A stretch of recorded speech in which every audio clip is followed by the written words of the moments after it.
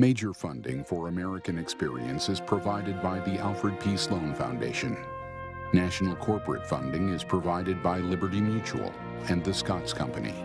American Experience is also made possible by the Corporation for Public Broadcasting and by contributions to your PBS station from viewers like you. Thank you.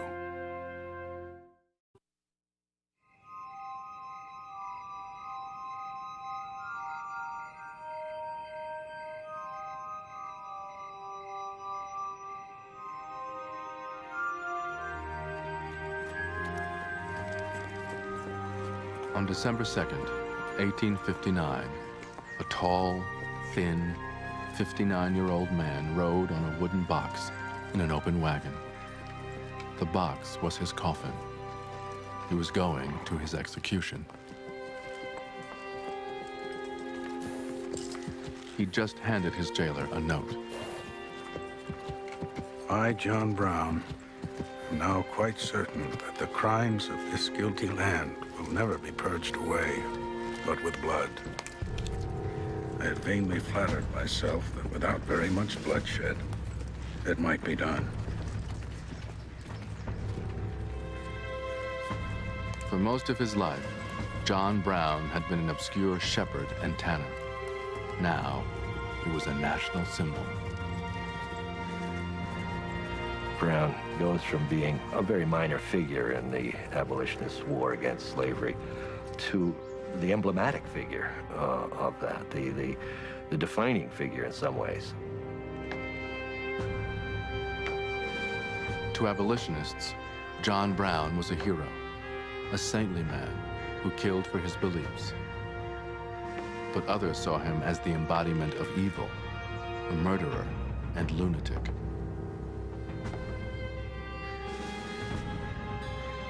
Was he mad? He was obsessed. He was fanatical. He was monomaniacal. He was a zealot and psychologically imbalanced. John Brown was fighting for the American creed, putting into practice the words of Thomas Jefferson, that the tree of liberty should be watered with the blood of tyrants. Brown carved a canyon in public opinion that split North and South, and no longer were there any ties. Brown had taken his sword and sliced the connections.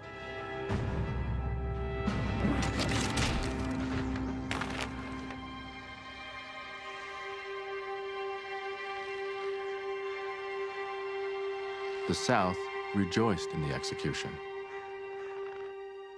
But throughout the North, church bells tolled for him. Some 1,800 years ago, Christ was crucified. This morning, Captain Brown was hung. He is not old Brown any longer. He is an angel of light. Henry David Thoreau.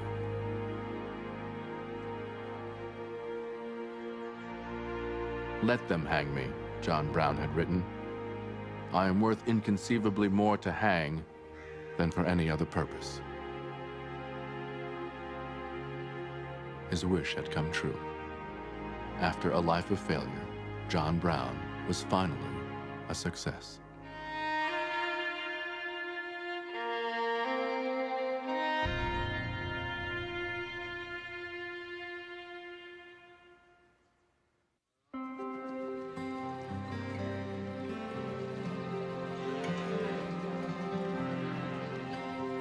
When John was just 12 years old, he drove a herd of cattle by himself through 100 miles of wilderness, from Ohio to Michigan. There, he lodged with a man who owned a slave boy. His host treated John well, but the slave was beaten before his eyes with an iron shovel.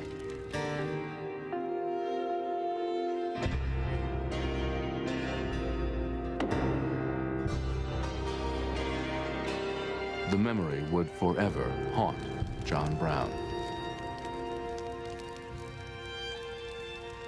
There was driving him a kind of rage, the deep psychological anger that allowed him to ally himself, as he did, so thoroughly and so unusually for a white man, with the anger and resentment and sense of loss that, that African Americans had.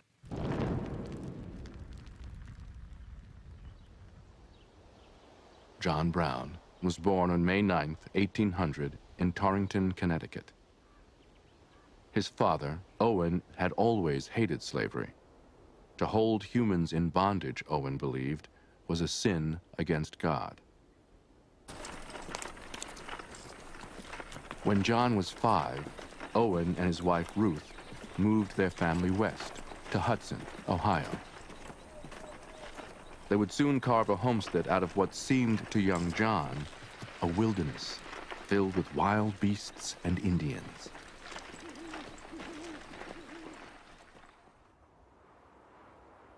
His would be a short childhood. John was 8 years old when his mother died.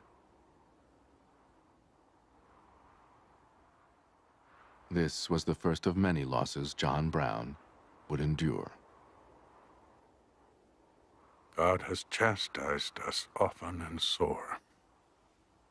Though he slay me, yet will I trust in him.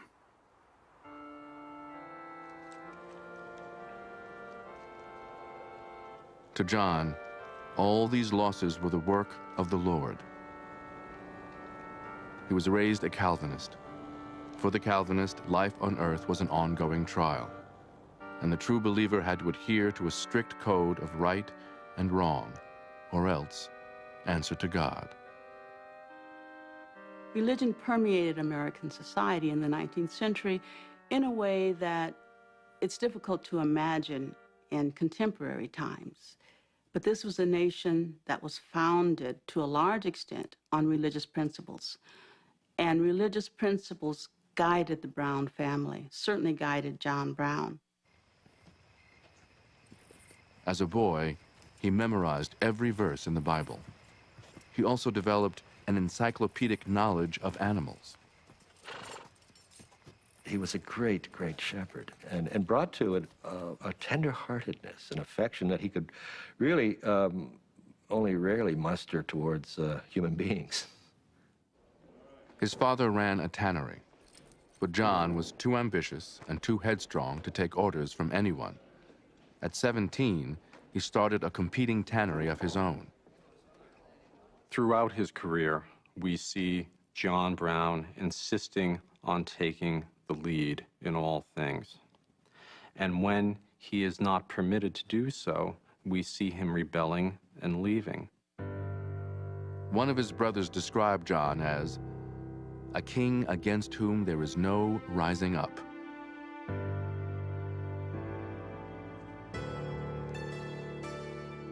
When he was 20, a young woman named Diantha Lusk came to work in John's house. They soon married. In the next 12 years, Diantha would bear 7 children. Together, they moved deep into the Pennsylvania wilderness. He built a tannery and had 15 men working for him. For a time, Brown prospered. He's a leader in the community, preaching on Sunday and teaching evenings. He's just out of adolescence, and he's already carving out a founding father's kind of role. Not that different from an Old Testament chieftain going off into the wilderness and carving out a community. As a father, John Brown was both respected and feared. He made his oldest child, John Jr., keep an account book of the punishment due him. For disobeying his mother, the boy owed 8 lashes.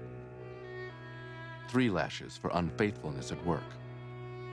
For telling a lie, 8 lashes more.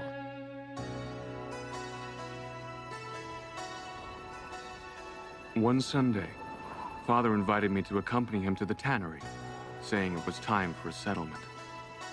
I paid about 1/3 of the debt.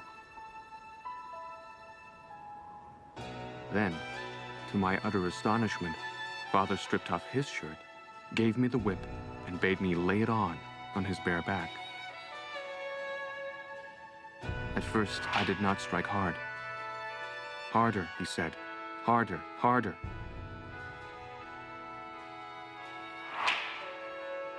Small drops of blood showed on his back. John Brown, Jr.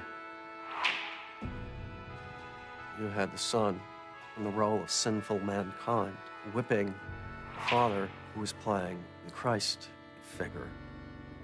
His father was giving him a form of catechism, a religious lesson. It's still, for all that,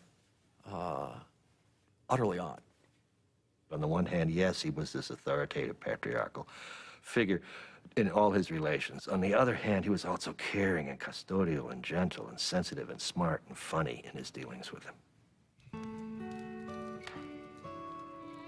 Father would sit in front of a lively fire and take us children, 1, 2, or 3 at a time, and sing until bedtime.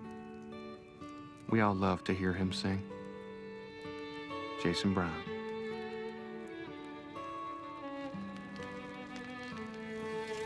Dear sons and daughters, it is a source of utmost comfort to me that I retain a warm place in the sympathies, affections, and confidence of my family.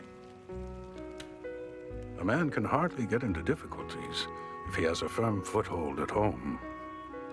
Remember that.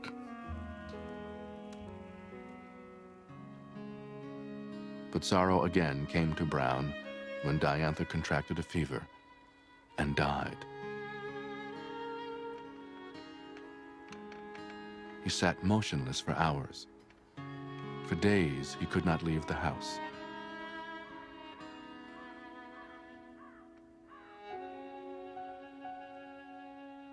A year later, Brown married again. Mary Day was half his age. She was buxom, black-haired, and stoic. She cared for his 5 children and would bear 13 of her own. Burdened by his growing family, Brown soon had trouble making ends meet. He began to borrow heavily. Money was a problem that would plague John Brown all his life.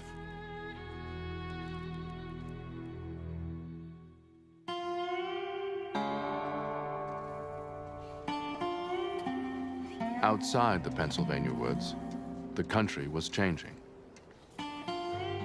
Slavery was expanding through the Deep South. King Cotton had become wildly profitable, thanks to the cotton gin and slave labor. Then, in 1831, a brash young writer began to call for an end to slavery in his Boston newspaper. William Lloyd Garrison was the spearhead of a new movement called abolitionism. It would develop into a powerful moral crusade. But at first, the movement was just a handful of proper Bostonians. Abolitionists were well-educated, religious, and, as a matter of principle, non-violent. But even in the North, the movement was controversial and dangerous. In Boston, a pro-slavery mob dragged Garrison through the streets and nearly lynched him.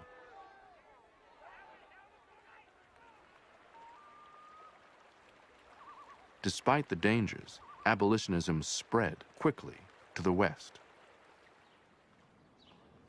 In 1835, John Brown moved his family back to Hudson, Ohio. The remote village was already a center of anti-slavery activity. If you lived in Ohio, it was almost impossible not to have some feel for efforts to escape from slavery. After all, Ohio was right across the river from slavery, and there were lots of fugitives that made that journey across the River Jordan, across the Ohio River.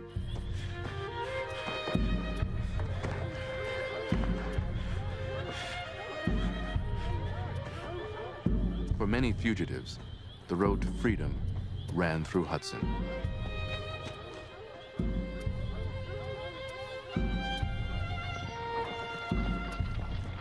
Like his father, John Brown was a station master on the Underground Railroad. He hid runaway slaves, then guided them in their flight north, risking his life for the cause. This is action. This is a means by which he can do the Lord's work in a hands-on, active, meaningful way. It's not just simply standing around and stamping your feet in rage. He puts his rage to work. But this was a time when even words could get a man killed. In Illinois, a clergyman named Elijah Lovejoy began to publish an anti-slavery newspaper.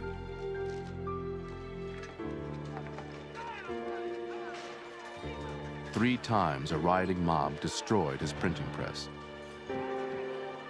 And then, on November 7th, 1837, they shot Lovejoy to death.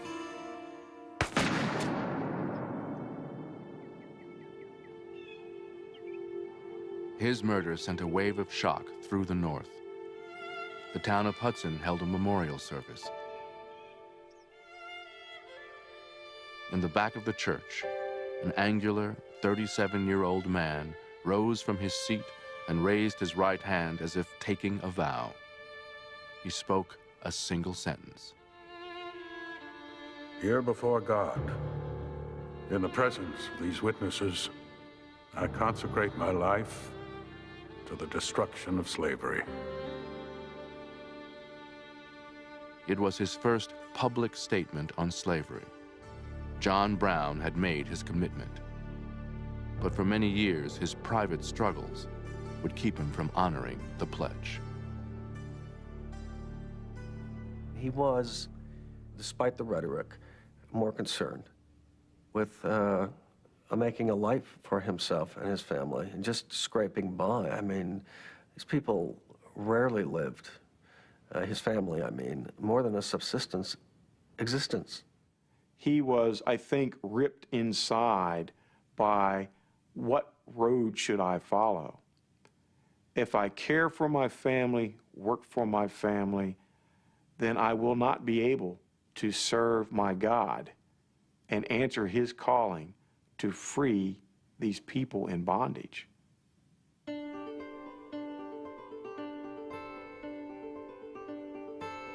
Like many Americans, John Brown wanted to be part of the great adventure that was transforming the nation in the 1830s. Inventions like the telegraph changed the world overnight.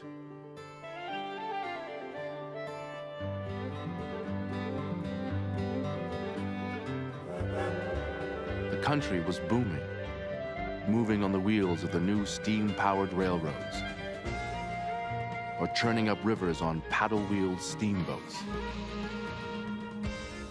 Land speculation made people rich, and John Brown wanted his share.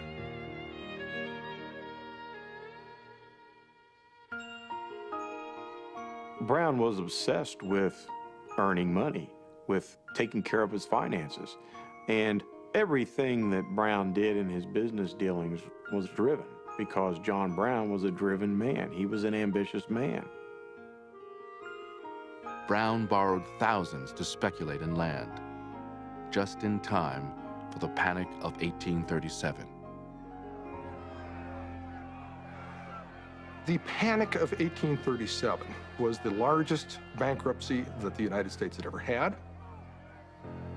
Brown was swept along in a current of default and collapse. Brown would be a typical story of someone who invested as thousands did and lost thousands as thousands did as well.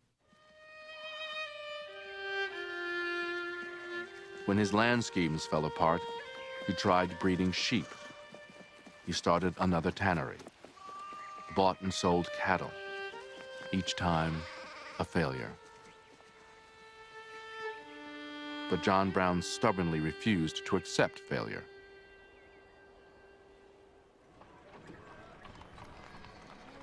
Although England exported its plentiful wool to America, Brown believed he could sell American wool there.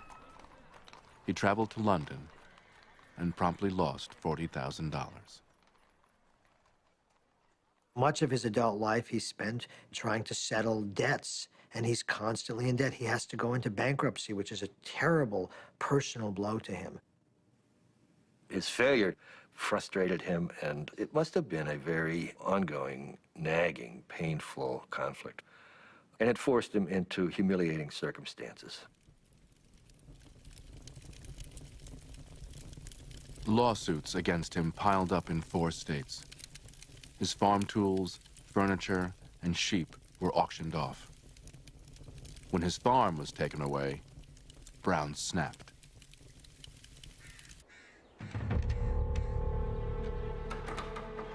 Along with 3 sons, he barricaded himself inside a cabin.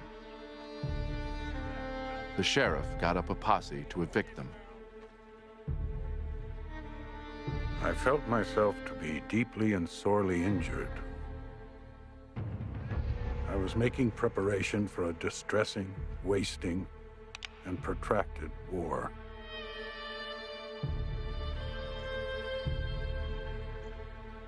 But after a few days, Brown surrendered and was thrown into jail. His defiance had brought only humiliation and shame. Then, in 1843, dysentery ravaged the Brown household. He wrote John Jr., Dear son, God has seen to visit us with a pestilence since you left, and 4 of our number sleep in the dust. They were all children towards whom perhaps we might have felt a little partial. But they all now lie in a little row together. He believed to the bottom of his bones that his life on earth was meant to be lived as a test, a moral test.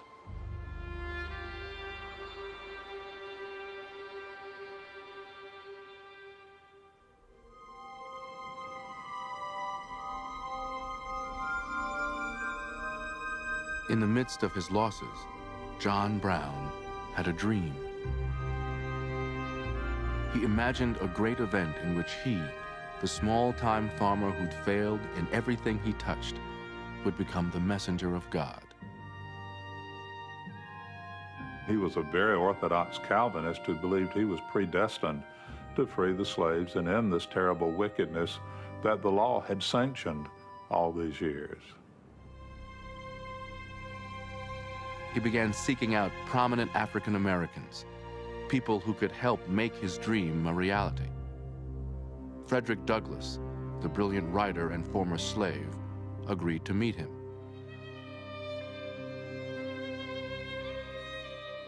Brown denounced slavery in language fierce and bitter, and thought that slaveholders had forfeited the right to live, that the slaves had the right to gain their liberty in any way they could. Brown thought that he had no better use for his life than to lay it down in the cause of the slave. Frederick Douglass.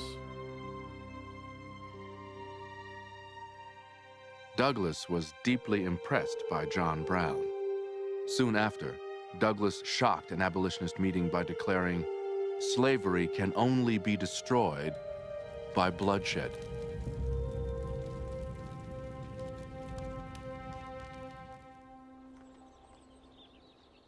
In the spring of 1848, Brown arrived at a white-columned mansion in Peterborough, New York, the home of Garrett Smith.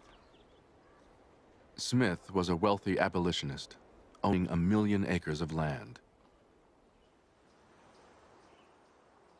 In a wild part of the Adirondacks called North Elba, he had set aside a huge area for an experiment.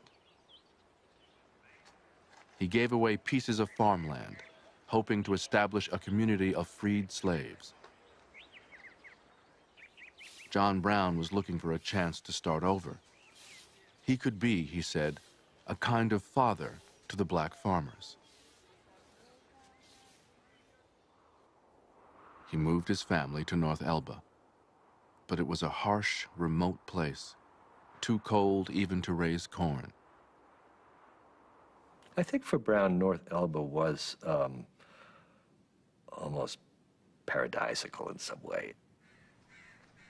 It brought all the different ambitions and fantasies of his life together in one place. He was able to be the patriarch in his family, the shepherd of his family. He was able to work in a very active way for the overthrow of slavery.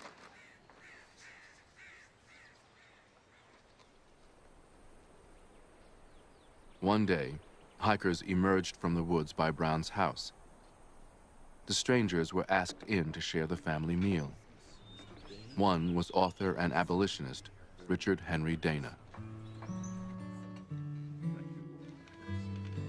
We were all ranged at a long table. 2 Negroes had their places with us. Mr. Brown said a solemn grace. I observed that he called the Negroes by their surnames, with the prefixes of Mr. and Mrs. It was plain that they had not been so treated or spoken to before. Richard Henry Dana. He is socializing and associating with blacks in this community. This is something unheard of for a white man to be doing in the middle of the 19th century. Most abolitionists were lukewarm at best on the notion of racial equality. John Brown, in this regard, was, I think, remarkable. But Brown's old debts forced him from North Elba. For years, he traveled from courtroom to courtroom, fending off creditors. While his life was consumed by lawsuits, the national debate over slavery was heating up. In Washington, pro-slavery advocates controlled the Senate, the Supreme Court, and even the White House. In 1850, Southerners pushed the Fugitive Slave Act through Congress. The act gave bounty hunters the right to hunt down runaway slaves anywhere. After 1850, it seemed to African Americans and to many, many whites, and especially to someone like John Brown, as if the interests of slavery truly did rule the nation. Many people believed deeply that the United States had turned from its democratic heritage to something evil, corrupt, and despicable. Still, the South kept pressuring Congress to open up new lands to slavery. For years, slavery had been barred from the territories of Kansas and Nebraska. The Kansas-Nebraska Act of 1854 now gave settlers the right to decide by vote whether their territories would be slave or free.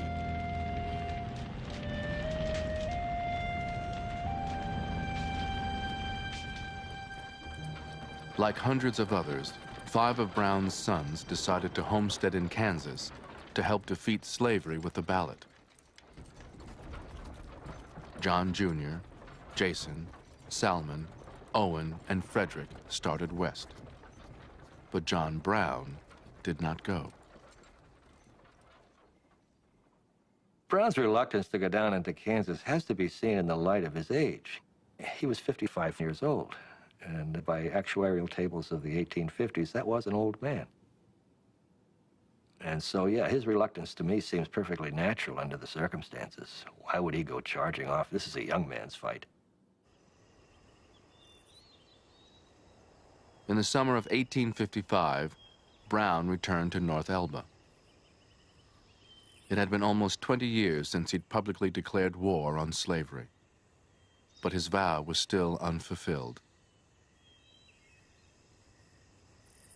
He was exhausted, ground down. All he wanted, he said, was to lay my bones to rest. But 1,000 miles away, history was waiting for him in Kansas.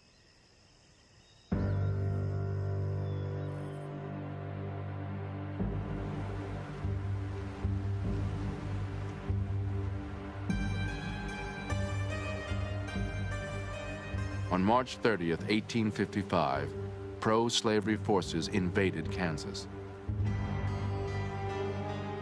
A horde of 5,000 heavily armed Missourians, known as the Border Ruffians, rode into the territory.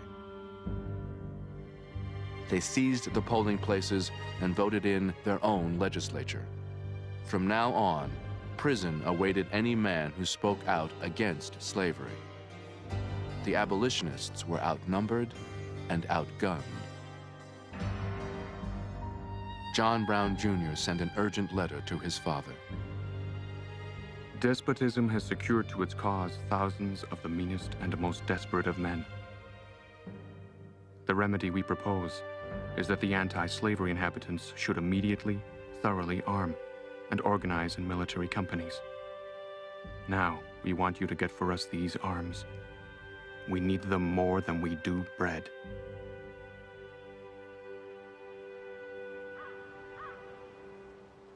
The day after he got the letter, John Brown left North Elba, taking every weapon he could gather. "I'm going to Kansas," he said, "to make it a free state." Brown went for a mix of motives. He certainly went spoiling for a fight, hoping to make this a significant act against slavery, but he also went to bail out his sons.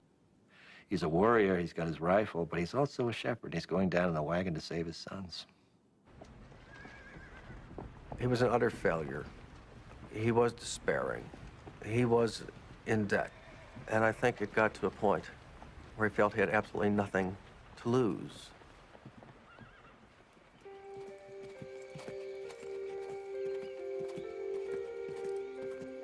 On October 7th, 1855, the old man arrived at his son's homestead in Kansas, a place called Brown's Station. He was dismayed at what he found. Muddy tents and moldy hay, his boys starving, shivering with fever.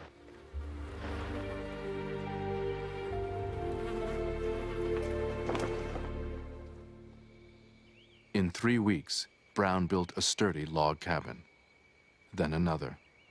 He swiftly brought order to Brown's Station.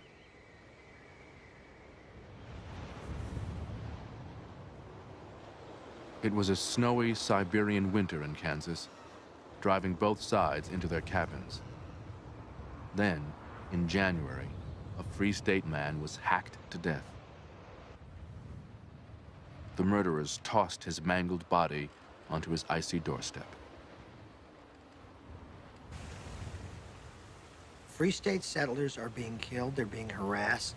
Right near John Brown's settlement on the Pottawatomie Creek are some pro-slavery people who brag about how they're going to kill all the Free State people, how they're going to push them away.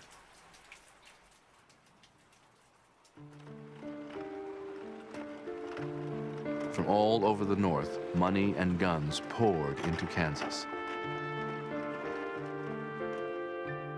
In Brooklyn, the famous abolitionist preacher, Henry Ward Beecher, proclaimed, "There are times when self-defense is a religious duty." Beecher's church sent dozens of the new Sharps rifles.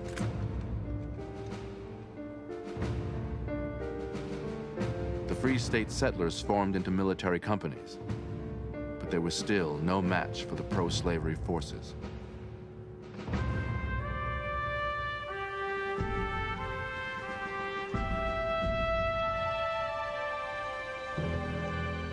On May 21st, hundreds of Border Ruffians marched on Lawrence, Kansas.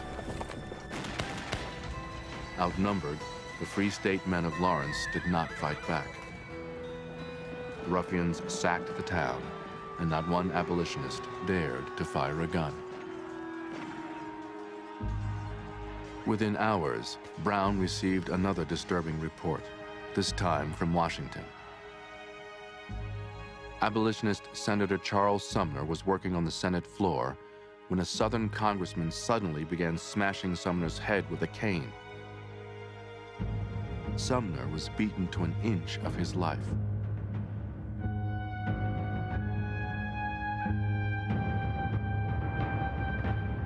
This news reached Brown and his men that May afternoon in Kansas. At that, the men went crazy. Crazy. It seemed to be the finishing, decisive touch. Salmon Brown.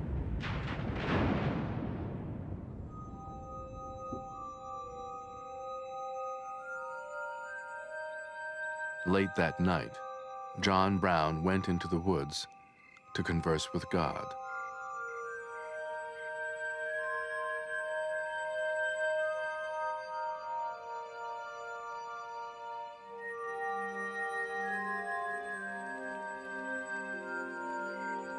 He did feel he was divinely inspired.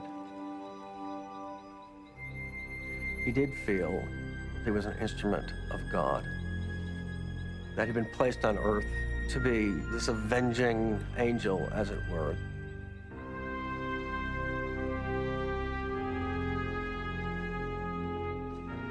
When he emerged from the woods, he told his men to sharpen their swords. Then Brown stuck a revolver in his belt and led them toward the cabins by Pottawatomie Creek.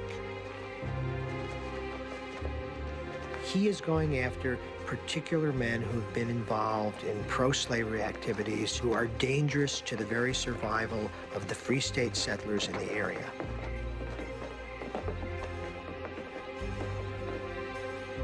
On May 24th, 1856, Brown banged on the door of James Doyle's cabin.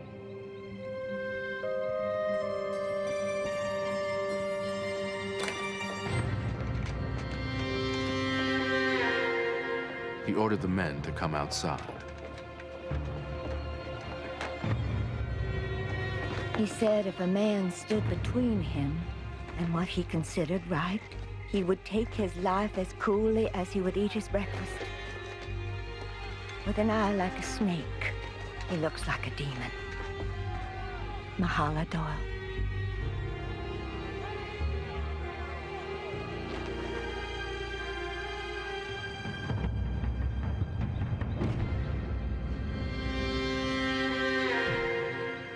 Brown's men split open heads, cut off arms, executing 3 of the Doyles.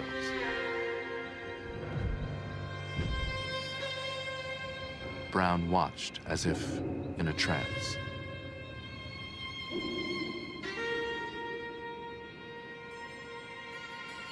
When they were done, he put a bullet into the head of James Doyle. Brown's party went to 2 more cabins, dragged out and killed 2 more men, 5 in all. It would be known as the Pottawatomie Massacre.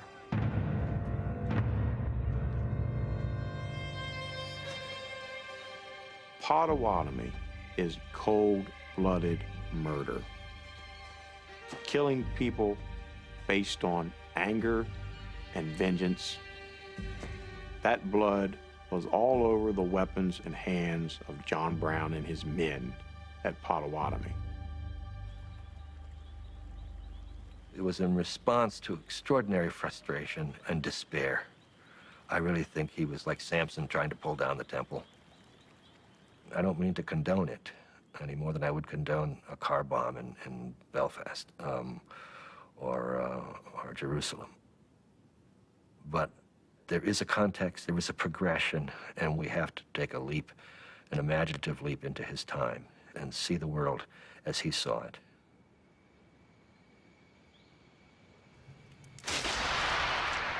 A manhunt began.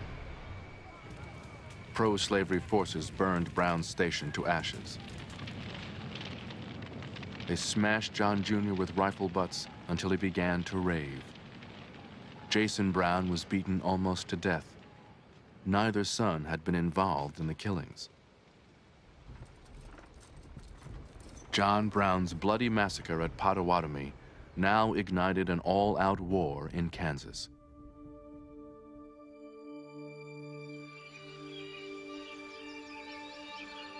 Three months later, some 250 border ruffians attacked the Free Soil town of Osawatomie.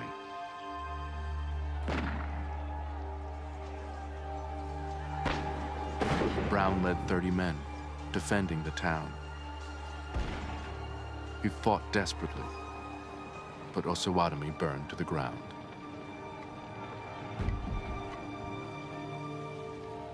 His son Frederick lay in the dirt, a bullet through his heart. Tears rolled down Brown's face. I have only a short time to live. I will die fighting for this cause. There will be no more peace in this land until slavery is done for.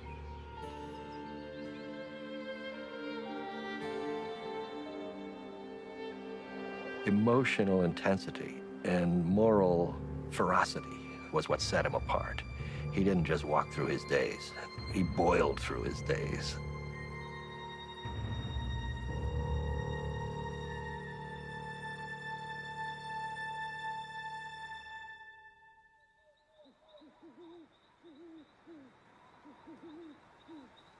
Brown became a guerrilla fighter, hiding out in secret campsites with a small band of followers. One afternoon, a visitor appeared in camp. He was James Redpath, a 23-year-old Scottish newspaper correspondent, sympathetic to the abolitionist cause. Old Brown himself stood near the fire.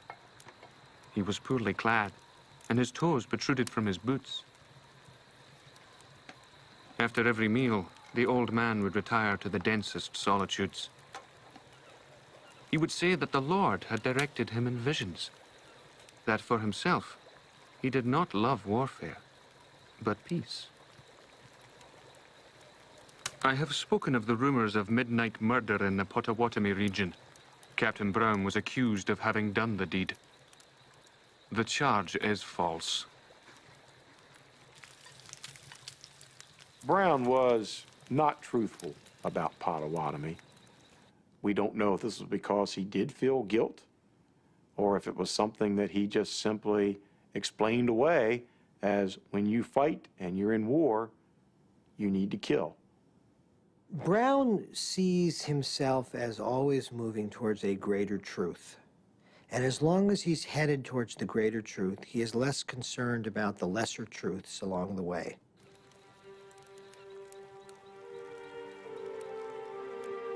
The interview was John Brown's debut in the national press. Redpath's account of the Battle of Osawatomie made Brown a hero in the North.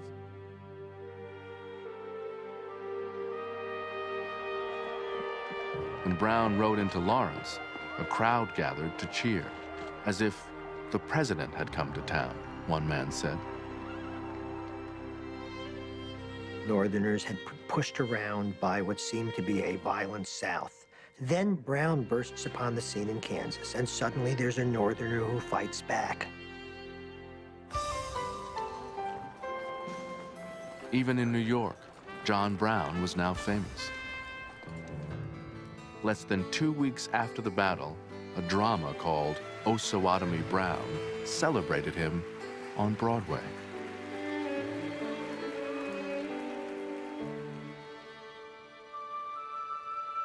That fall, peace finally came to Kansas.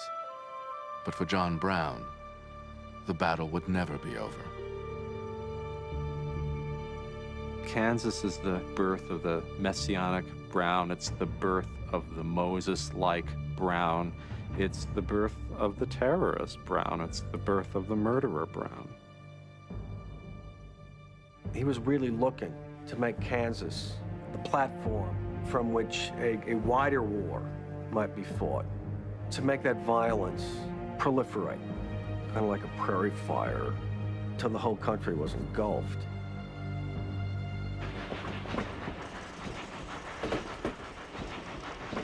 For the next 2.5 years, Brown traveled ceaselessly. from Akron to Boston, Chicago to Canada, beseeching abolitionists for guns and money, money and guns. He was ready to carry his war on slavery into the heart of the South, but he would need help.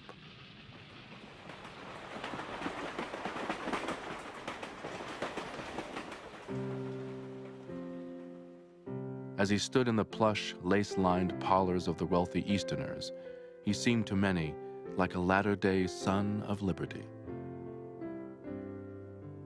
John Brown's skills are personal magnetism, locking his eyes on you and making you feel as if you're seeing into the depths of his soul. They're intimate skills.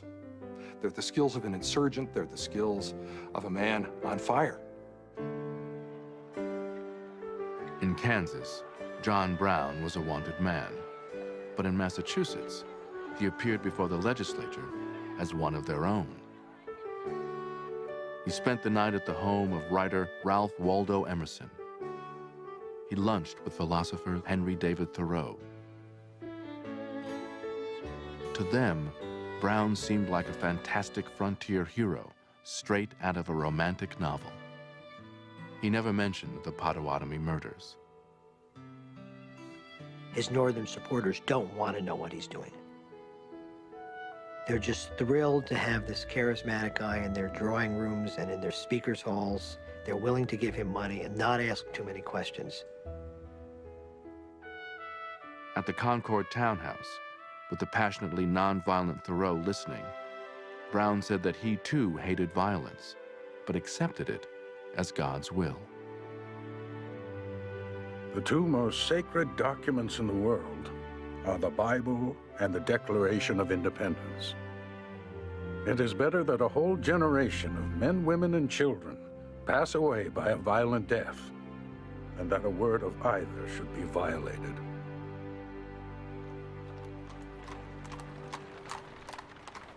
A rumor ran through Boston. A federal marshal was about to arrest John Brown. Brown hid out in the house of Judge Thomas Russell. He stayed upstairs for weeks, barricading furniture against his door, coming down only for meals. He told Mrs. Russell, I shall never be taken alive, you know, and I should hate to spoil your carpet. When he did come down, he liked to shock his hostess. He drew from one boot a long, evil-looking knife. Then he produced a big pistol. I sat stiff with fright. It amused him. You haven't had this in your parlor before, have you? He remarked. At meals, he persisted in gravely mentioning unspeakable articles upon which he had lived, joints and toes of creatures that surely no human being had ever tasted.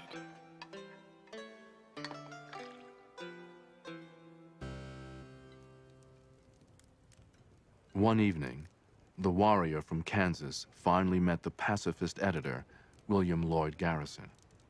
The two were perfect opposites. To Garrison, God was gentle and forgiving. To John Brown, God met sin with the sword. For Garrison, nonviolence was the single moral path. For Brown, milquetoast abolitionism had failed. The way to destroy slavery was with principled violence. Holy war.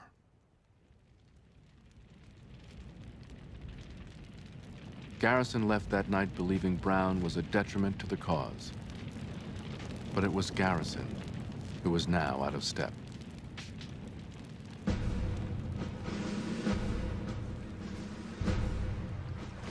In March 1858, Brown met secretly in Boston with a group of supporters. Garrett Smith, Reverend Thomas Wentworth Higginson, and 4 other pillars of Eastern society would risk imprisonment by funding John Brown's campaign to overthrow slavery. They called themselves the Secret Six.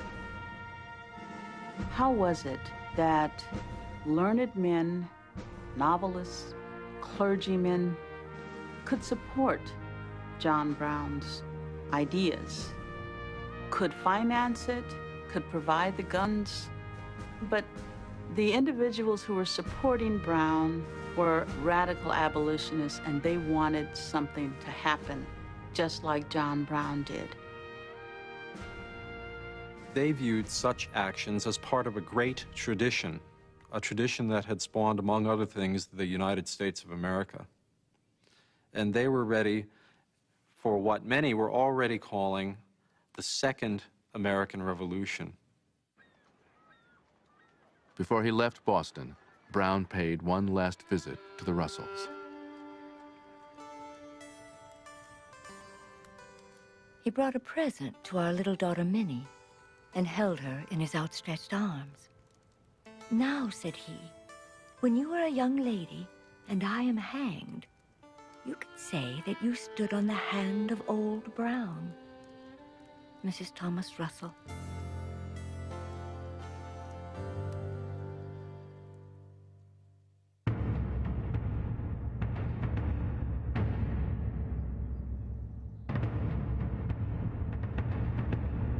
By the summer of 1859, Brown had made his plan. His target was the federal arsenal at Harper's Ferry, Virginia, a town surrounded by mountains, tucked at the bottom of a ravine created by a pair of rivers. The arsenal was a huge complex of buildings that contained 100,000 muskets and rifles.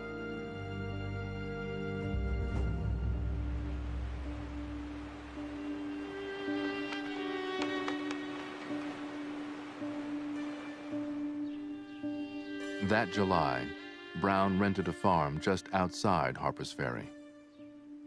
For 3 months, this would be the headquarters of his revolution. Brown had managed to recruit 21 men. The group was an assortment: fugitive slaves, college students, free blacks. 3 were Brown's sons: Oliver, Watson, Owen, and a neighbor from North Elba, William Thompson. A free black man named Dangerfield Newby had a personal reason to join. His wife was being held in that area, his wife and his children. And his wife had written him a letter saying that she was about to be sold south of that area. She was afraid that if she had been sold south, that she and the children would never see Dangerfield again. When you think about why people go to war, ultimately, they go to war to protect the people they love.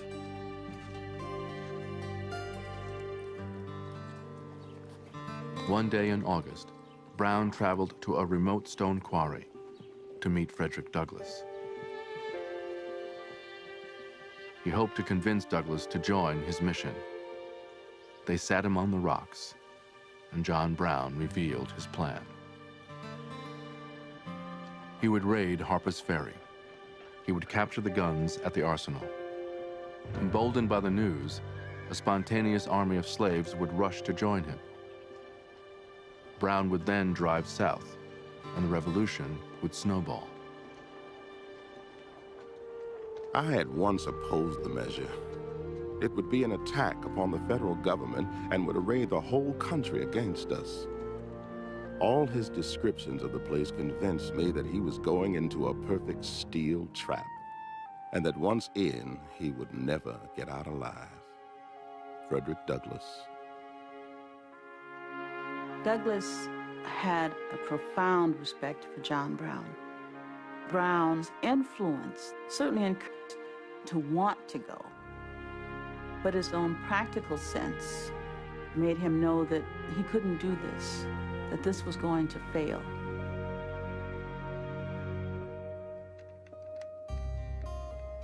For months, Brown's men waited at the farm, hoping for more recruits.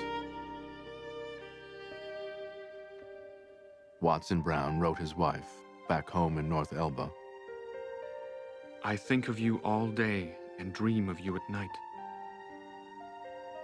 I would gladly stay with you always, but for the cause which brought me here, a desire to do something for others. and not live wholly for my own happiness. No more recruits would be coming.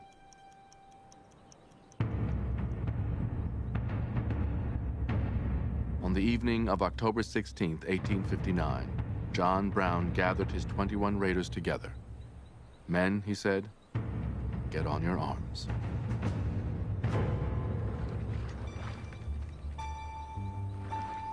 At first, the raid went like clockwork.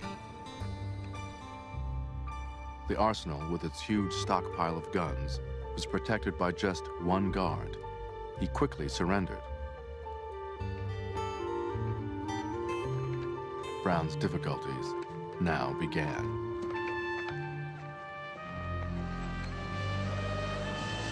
A train approached Harper's Ferry. A baggage master ran to warn the passengers. Brown's men shouted at him to halt.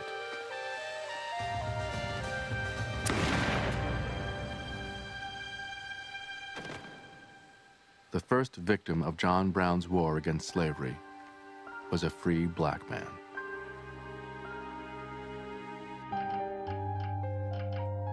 The news from Harper's Ferry raced out, straight to Richmond and Washington. By mid-morning, farmers, militiamen, and shopkeepers had climbed the heights behind town to take potshots down at Brown's men.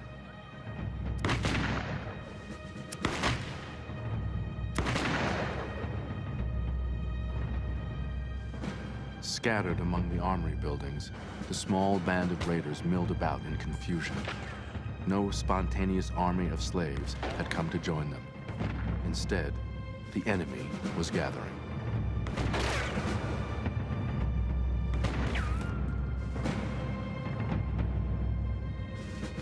As shots rang off the walls, John Brown quietly ordered breakfast from a hotel for his hostages.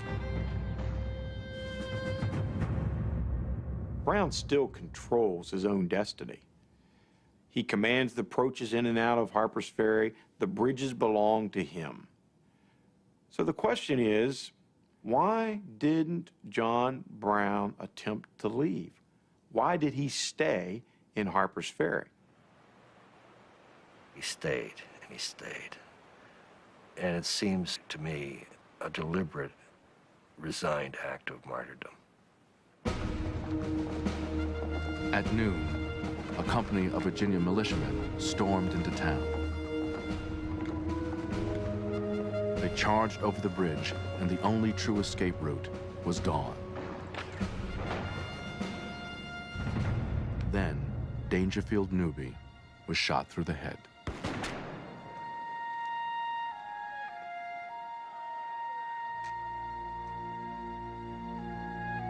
Newby had come for love. He now became the first raider to die. In his pocket was a letter from the wife he'd hoped to set free.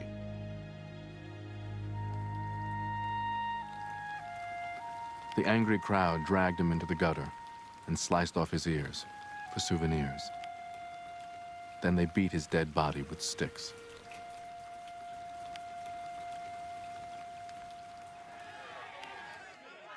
Two of Brown's men were captured and held under guard. The crowd chanted, "Kill them, kill them." The mob went wild. A throng broke in through the door into the room, grabbed William Thompson, and dragged him out on the railroad bridge, shot him, and Thompson dropped down into the river itself. And to show their rage, they would continue to use his corpse for target practice.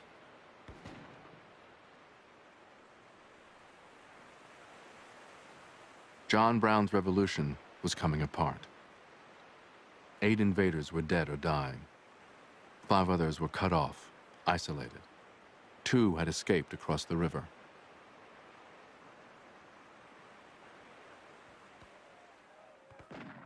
Brown gathered those who were left in a small brick building, the engine house. It must have been unbelievable chaos.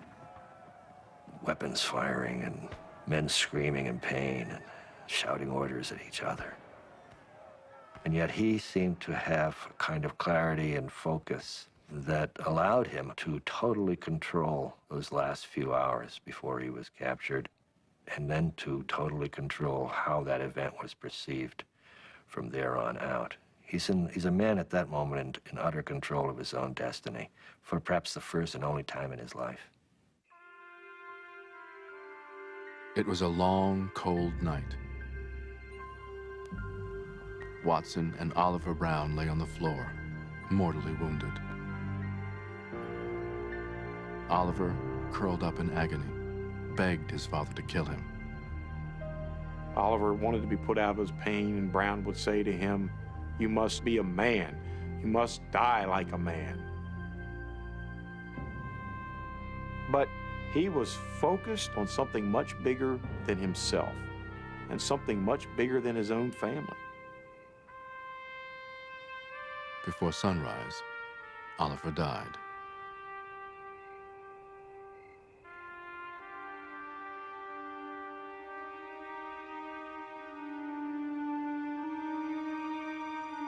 On the morning of October 18th, 5 raiders gazed out on a chilling sight. The Armory Yard was lined with a company of U.S. Marines under the command of Lieutenant Colonel Robert E. Lee. Brown was completely surrounded.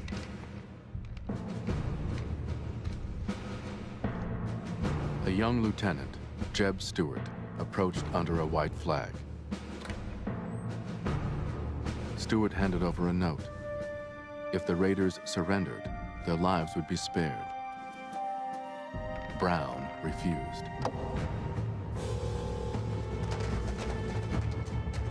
Marines stormed the building.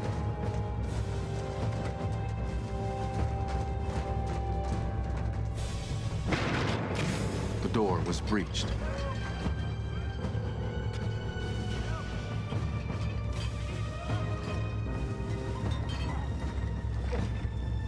One Marine tried to run Brown through, but the blade struck the old man's belt buckle. Brown was then beaten unconscious.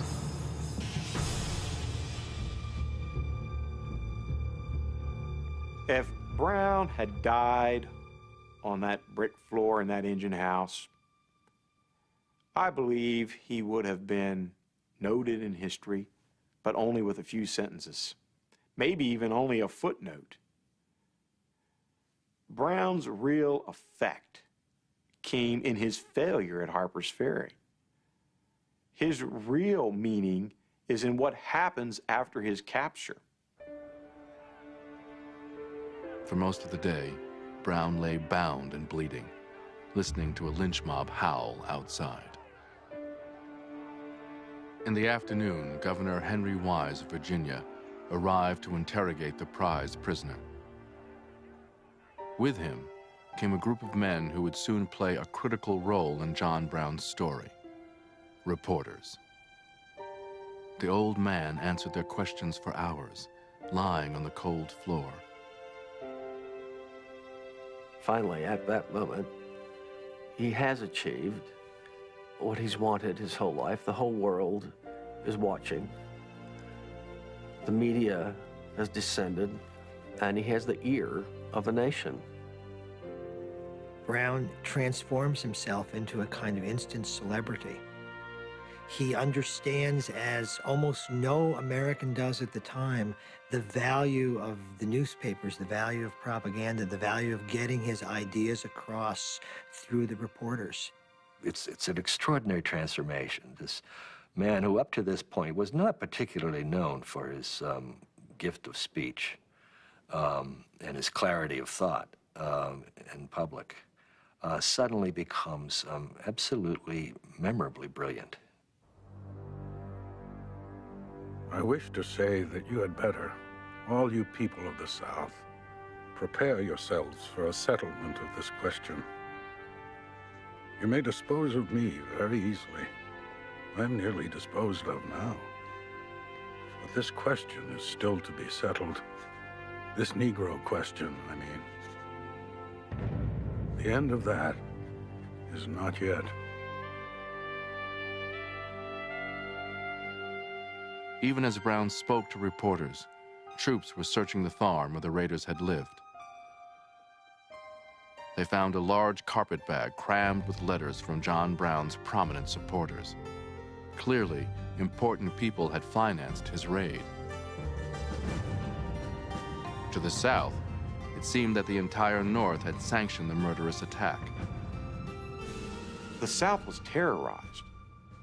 Vigilante groups organized to patrol areas throughout the South. New militia companies were organized in county after county and city after city. A Richmond newspaper wrote, "The Northern people must set their seal of eternal condemnation upon these bold, bad men. If they do not, the Harper's Ferry conspiracy will be the beginning of an irrepressible conflict between the North and South, which can only end in oceans of fraternal blood."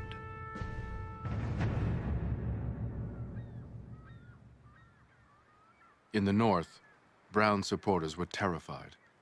3 of the Secret Six fled the country. Garrett Smith placed himself in an insane asylum. Only Thomas Wentworth Higginson refused to panic. He hatched a plan to free the prisoner. But John Brown did not want to be rescued. I doubt I ought to encourage any attempt to save my life. My great object will be nearer its accomplishment by my death than by my life.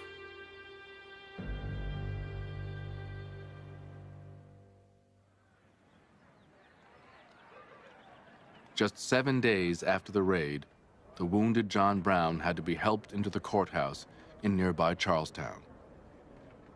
Though Brown had attacked a federal arsenal, Virginia would do the honors. The trial would take less than a week.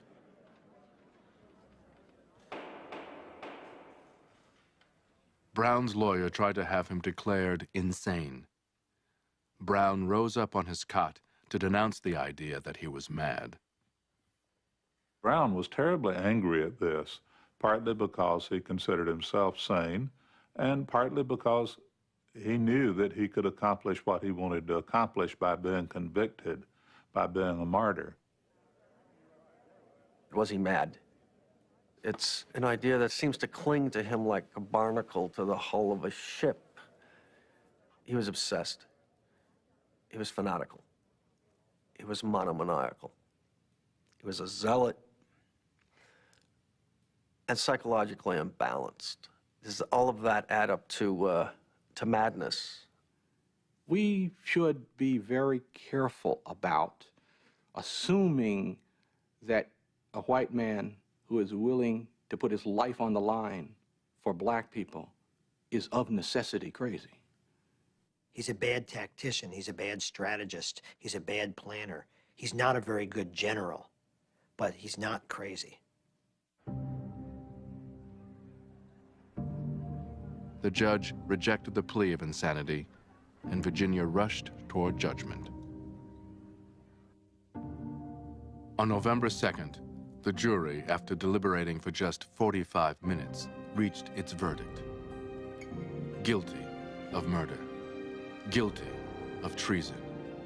Guilty of inciting slave insurrection. Slowly, John Brown rose to address the court. Had I interfered in behalf of the rich, every man in this court would have deemed it an act worthy of reward.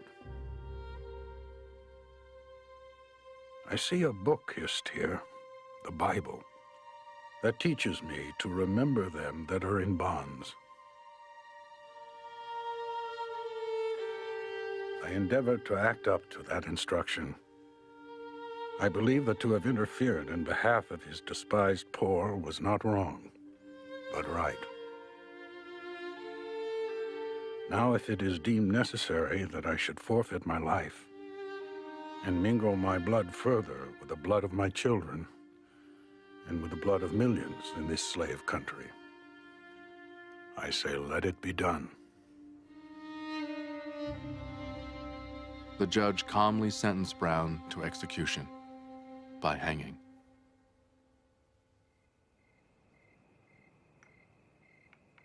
From prison, he wrote hundreds of letters. The Charlestown jail cell became his pulpit. His words reprinted in scores of newspapers. You know that Christ once armed Peter. So also, in my case, I think he put a sword into my hand, and there continued it so long as he saw best, and then kindly took it from me.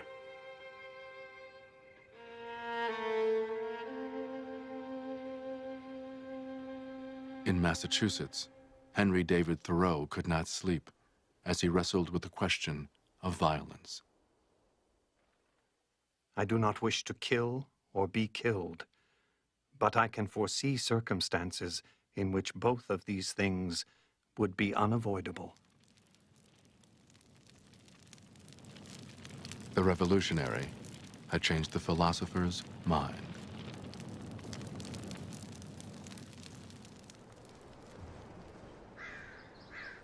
The execution was set for December 2nd, 1859.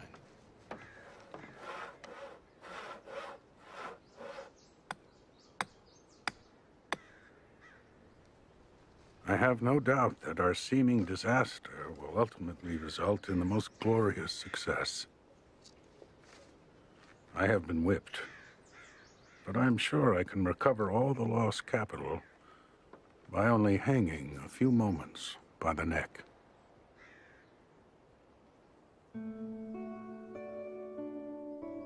The day before the hanging, Mary Brown came to see her husband. They talked, had supper together.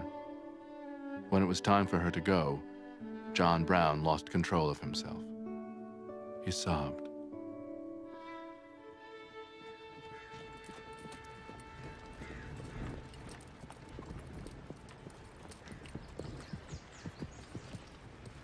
The next morning, rumors of a desperate rescue attempt swirled around Charlestown.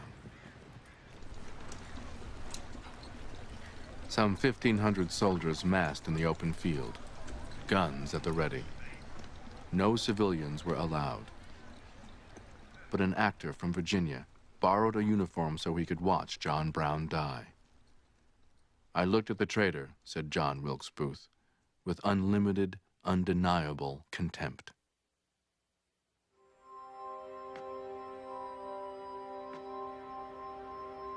But John Brown had reached the place where he wanted to go. He believed that God had led him to this moment, and that this was his death and his resurrection, and the fulfillment of God's purpose for him on this earth.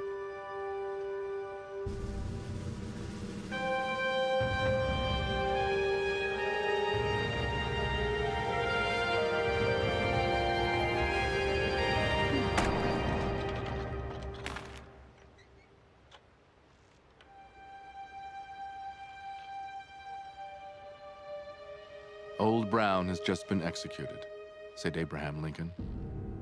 "We cannot object, even though he agreed with us in thinking slavery wrong. That cannot excuse violence, bloodshed, and treason."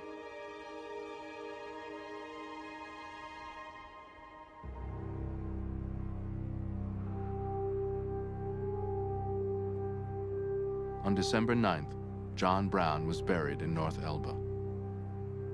But his words would not be forgotten.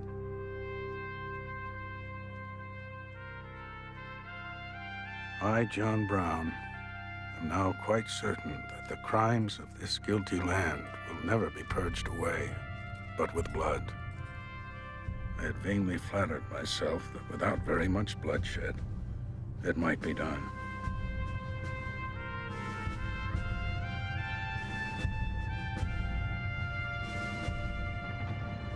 Less than a year and a half later, the Civil War broke out.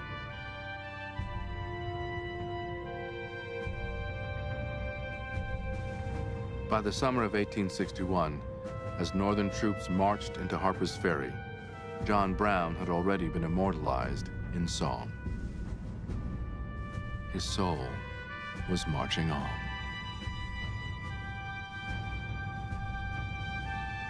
Did John Brown fail? John Brown began the war that ended American slavery and made this a free republic. His zeal in the cause of my race was far greater than mine. I could live for the slave, but he could die for him. Frederick Douglass.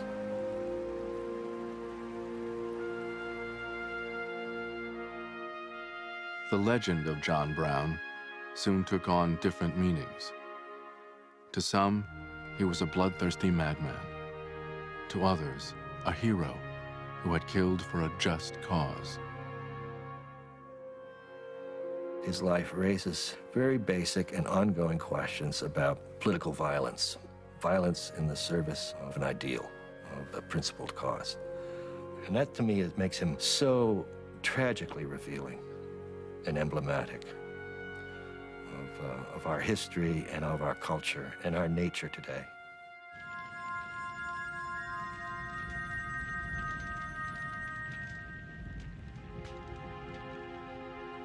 John Brown had waged holy war, but he had always found comfort in the peacefulness of God's universe. Everything moves in sublime harmony in the government of God. Not so with us poor creatures. If one star is more brilliant than the others, it is continually shooting in some erratic way into space.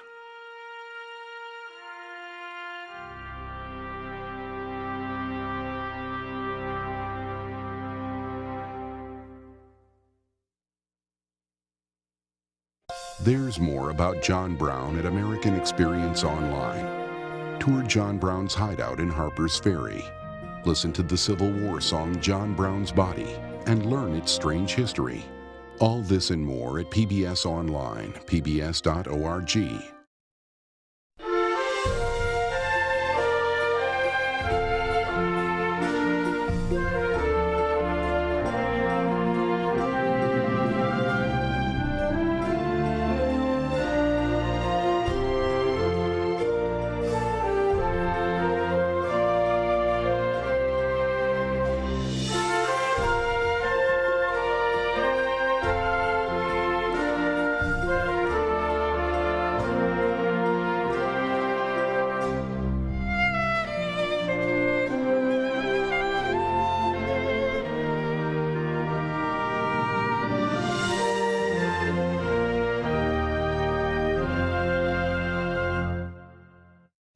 Major funding for American Experience is provided by the Alfred P. Sloan Foundation.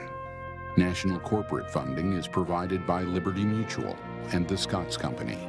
American Experience is also made possible by the Corporation for Public Broadcasting and by contributions to your PBS station from viewers like you. Thank you.